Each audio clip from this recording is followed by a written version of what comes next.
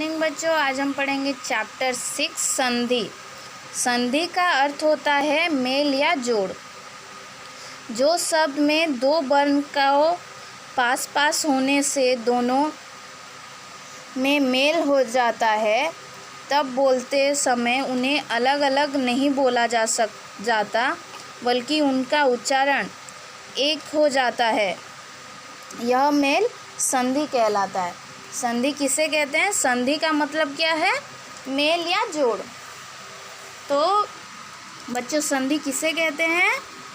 जो दो शब्द, दो वर्ण को मिलाकर जब हम उसको अलग अलग नहीं बोल सकते, उसको संधि कहते हैं। जैसे सूर्य और उदय, सूर्योदय, विद्या और अर्थी, विद्यार्थी, गण और इस, गणेश। देखो, इन शब्दों के निर्माण दो शब्द के योग से हुए हैं। जैसे सूर्य और उदय, विद्या और अर्थी, गण और इस। इन शब्दों को निम्नलिखित विकार जैसे, देखो, सूर्य और उदय कैसे हुआ है? सूर्योदय। विद्यार्थी कैसे हुआ है? गण और इस। दो वर्णों के परस्पर मिल जाने से जो विकार उत्पन्न होता है उसे संधि कहते हैं। मतलब दो वर्ण के मिल जाने से जो शब्द आता है उसे संधि कहते हैं। संधि विच्छेद। विच्छेद का शाब्दिक अर्थ है अलग करना। विच्छेद मतलब क्या? अलग करना। संधि के नियमों के आधार पर मिले हुए वर्णों को अलग करके पहले की अवस्था में लाना को संधि विच्छेद कहते हैं।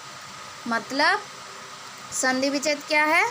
जो संधि का नियमों को उसको अलग नहीं कर, उसको जो अलग अलग लिखते हैं, मतलब वर्णों जो जितना वर्ण होता है उसको जो अलग अलग करके लिखते हैं उसको संधि विच्छेद कहते हैं। जैसे रविंद्र, रवि और इंद्र, यहाँ पर ई मिलाकर ई हुआ है।